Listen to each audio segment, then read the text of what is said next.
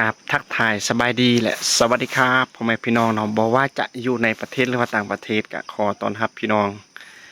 ทุกครูทุกคนเข้าสู่ซองบ่าวแพงเราเนื้ออีกคือเก่าคือเดิมกันเด้อพี่น้องมื้อนี้มาพบมาพอกับแพงก็เป็นอีกมื้อนึงที่ว่าแพงจะพาพี่น้องเฮาไปเลาะเก็บอันมักแนงพี่น้องมักแนงที่ว่าเฮาปลูกเนาะบอนที่ว่าเฮาพาพี่น้องเฮาไปทางเฮาจะไปเบิ่งมันเห็นว่ามันเป็นมากพี่น้องมากบ่หลายพี่น้องได้น้อยนึงเพราะว่าเป็นปีที่สองที่ว่าเฮาปลูกเนาะพี่น้องเพราะว่ามักแนงนี่เขาเจ้าก็เริ่มเก็บซื้อแล้วพี่น้องดังที่เฮาเคยเว้าหั่นล่ะพี่น้องก็เป็นมักใหม่ชนิดนึงอยู่บนดอยหรือว่าอยู่ภาคเหนือของเฮาที่ว่ามีราคาสูงพี่น้องกิโลนึงก็30-40พันกีบพี่น้องก็ถือว่าสูงสมควรพี่น้อง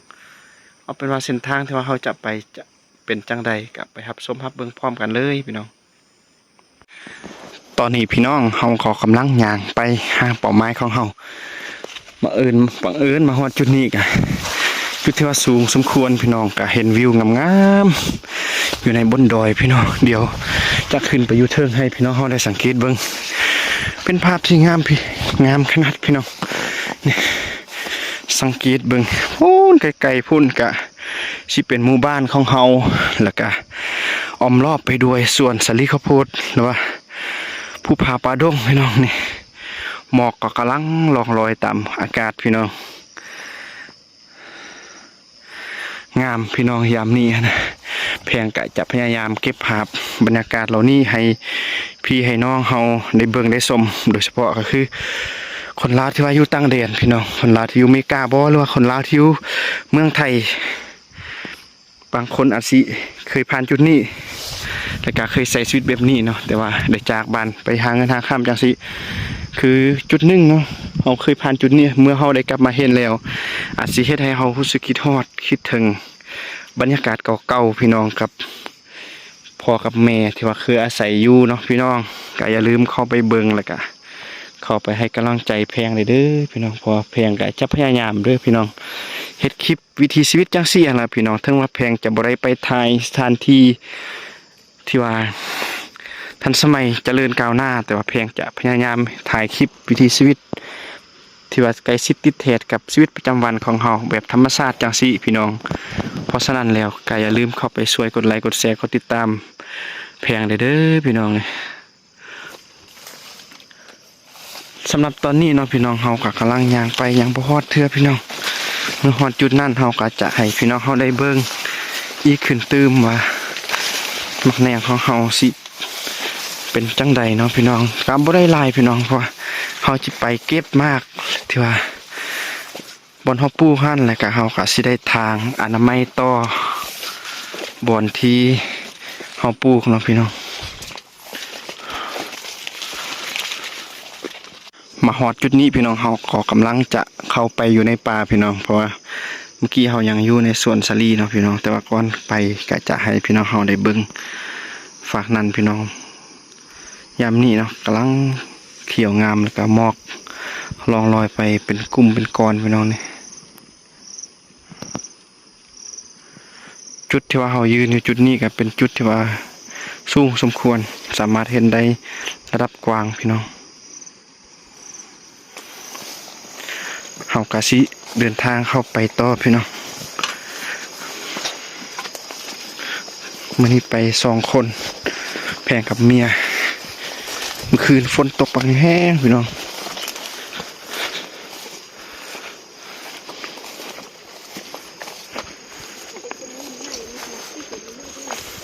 มันไปซ่อมหญ้าไปซีด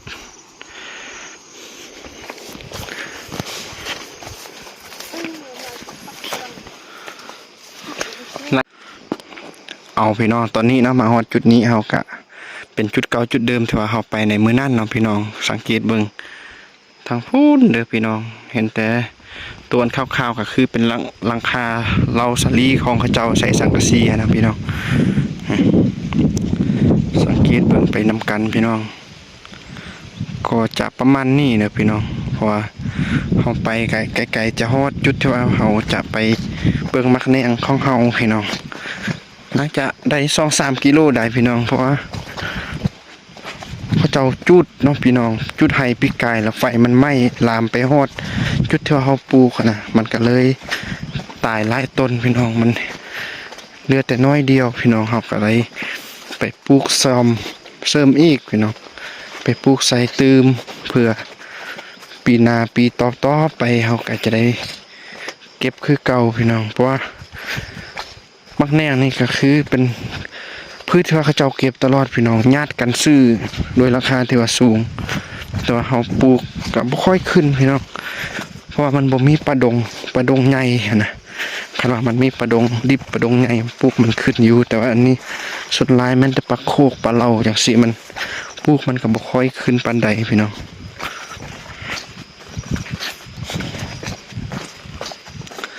แถวนี้สาลีเขาเจ้าก็กำลังสิออกดอกจังซี่พี่น้องงามเลยส่วนฝั่งนั้นก็คือเขาให้งาม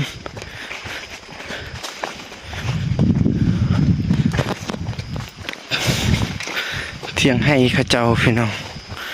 เห็ดน้อยๆพอแต่ลบฝนส้นแดดซื่อ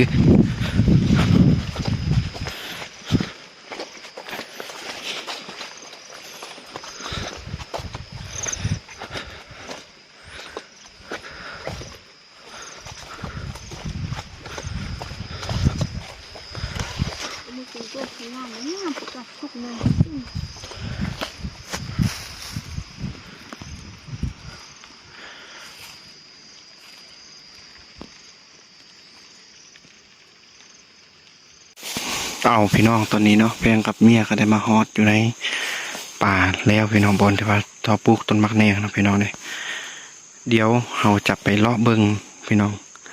ไปเลาะเบิงว่ามันมีมากมันบ่เนาะเราก็สิบ่ได้ถ่ายดอกพี่น้องเพราะมันตึบโพดพี่น้องอีกอย่างมันมีหญ้าสูงโพดแล้วก็มีน้ำมอกน้ำเอ่ยเนาะเราก็สิไปเลาะเบิงกันว่าได้ซำใดก็รอท่าเบิงตอนสุดท้ายพี่น้องว่าจะได้น้อยบ่หรือว่าได้ซำใดก็คอยรับชมตอนนั้นเลยเนาะพี่น้องตอนนี้ก็ขออนุญาตเฮ็ดเวียกก่อนเอาพี่น้องตอนนี้เนาะเฮาก็ได้เก็บมักแนงของเฮาก็สำเร็จเรียบร้อยพี่น้องบ่ได้หลายพี่น้องนี่ได้แต่ซ้ำนี้พี่น้องมักแนงกวางตุ้งพี่น้องก็เป็นแนวพันธุ์ของจีนนั่นแหละพี่น้องก็เอิ้นนักมักแนงกวางตุ้งภาคาหลังจากที่ว่าเฮาเก็บแล้วเฮาก็ได้ทางให้มันเป่าแป้นพี่น้องเพื่อปีหน้าเราจะได้ขยายต่อเนาะต้นมันก็สิได้ขยายขึ้นอีกพี่น้องเราก็สิได้บ่หลายพี่น้องสูงสุดก็6-7 กิโลคันว่าเขาเจ้าบ่จุดไห้ตอนนั้นเนาะพี่น้องคันไฟบ่ไหม้บ่ลามมาฮอดจุดนี้ก็น่าจิคือแถวลุ่มนี่แหละพี่น้องนี่ไฟไหม้ลงมาฮอดแถวนี้เฮาปลูกมันตายหมดพี่น้องก็เลยฟื้นฟูขึ้นมาใหม่พี่น้องเนี่ยมันกำลังกระจายอยู่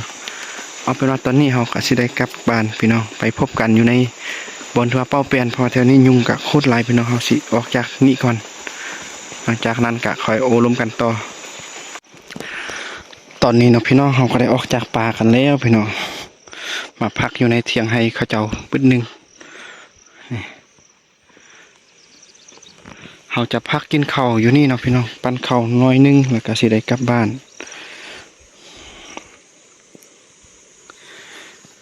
ได้แต่น้อยเดียวพี่น้องปีนี้นะ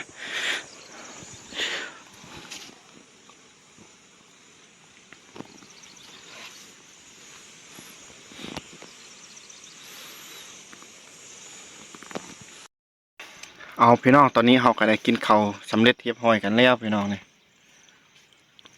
ก็ถือว่าเรานั่งพักผ่อนกินข้าวอยู่ในเถียงให้เขาเจ้าก็ถือว่าแล้วตอนนี้เราก็จะได้มัดเมียนกะเกี้ยมเครื่องคองกลับบ้านพี่น้องเนื่องจากแถวนี้ยุงมันไล่พูดพี่น้องเขาอยู่ดนบ่ได้ยานเป็นไข้เลือดออกพี่น้องแต่ว่าก่อนกลับบ้านก็จะให้พี่น้องเขาได้เบิ่งภาพบรรยากาศอยู่ในเขตนี้ว่าสิเป็นจังใดไปเบิ่งไปชมพร้อมกันพี่น้องมื้อนี้พี่น้องก็ให้พี่น้องเขาได้สังเกตเบิ่งภาพบรรยากาศมื้อนี้ฟ้าบดพี่น้องฝนตกเมื่อคืนแล้วก็ตื่นเช้ามาจนฮอดตอนนี้ก็ยังฟ้าบดอยู่บ่เห็นแดด2-3 มื้อแล้วแถวนี้ก็ฟ้าบดฟ้าครึ้มอยู่พี่น้องก็ให้พี่น้องเฮาได้เบิ่งภาพบรรยากาศเล็กๆน้อยๆเนาะพี่น้องก่อนที่ว่าเฮาจะกลับบ้านพี่น้องส่วนเมียก็กำลังเมียนเครื่องคอง กลับบ้านแต่ว่าก็ได้เอาหน่อไม้ได้พี่น้องเอาหน่อไม้เพื่อมาเฮ็ดแกงกินในมื้อแลง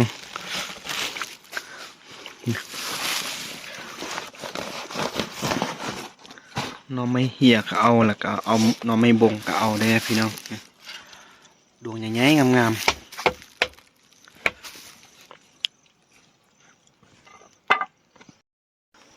แล้วตอนนี้พี่น้องเนาะเพลงก็สิได้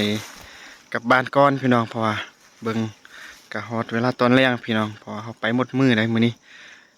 เฮาไปเก็บมักแนงได้แล้วก็เฮาก็ไปทางหญ้าอนามัยสวนให้มันเป่าแป้นพี่น้องเพื่อต้นมักแนงของเฮาก็สิได้ขยายตัวไปพี่น้องและการสุดท้ายนี้พี่น้องแพงก็อยากฝากซองอีกคือเก่าคือเดิมพี่เด้อพี่น้องเนาะบอกว่าจะเป็นพี่น้องฝั่งลาวฝั่งไทยแล้วก็พี่น้องต่างแดนเนาะพี่น้องถ้าว่า